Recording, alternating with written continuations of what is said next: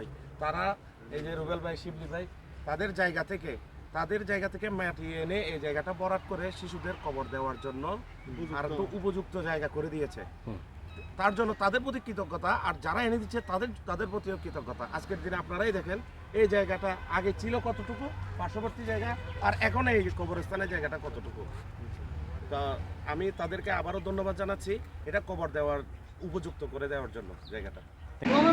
মাটি হনদের মাটি দিয়ে দেয়, মাটি জমিনলা ওই পড়িয়ে বিলিপুর এটা ব্যাকুন দিয়েছে, তারা হয়তো ঘোড়া গাড়ি দিও, ওই তারা হয়তো ঘোড়া মেবি দিও আমরা বাইরে দিয়ে মারবতে আমরা বাইরে হই কিলো হার করে দিও, ওই নুরু ড্রাইভার নুরুরও হয়, আমরা বাইরে হই এখন আর দেখি অভিযোগ নেই।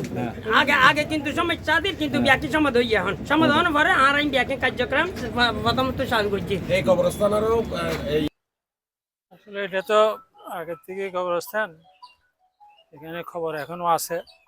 তো জায়গায় সংকুলন না হওয়ার কারণে ভরাট করে আবার দ্বিতীয়বার খাওয়ার জন্য ব্যবস্থা করা হচ্ছে।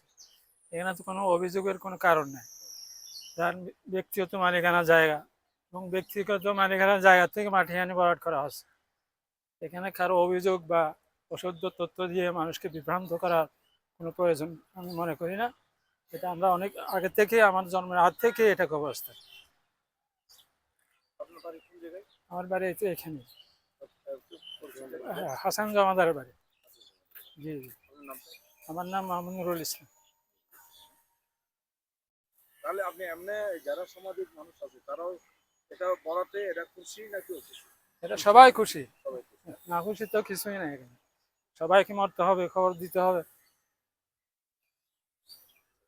আসসালামাইকুম, আমি এলাকার বাসিন্দা। আমার বাড়ি মসজিদের দক্ষিণ পাশে বাড়ি। আমার বয়স এখনো 58-59 বছর হচ্ছে। আমি 59 বছর দেখতেছি এখানে শিশু অবস্থান করতেছে। অবস্থান করি পুরোবার খবর হয়ে গেছে, হয়ে যাওয়ার পর এখন আর খবর দেওয়াতে কষ্ট হচ্ছে। এই জন্য বিদায় তাদের মালিকানা জায়গা থেকে মাটি আনি ভরাট করতেছে। আমরা সবাই ওটার জন্য ওদেরকে ধন্যবাদ জানাচ্ছি।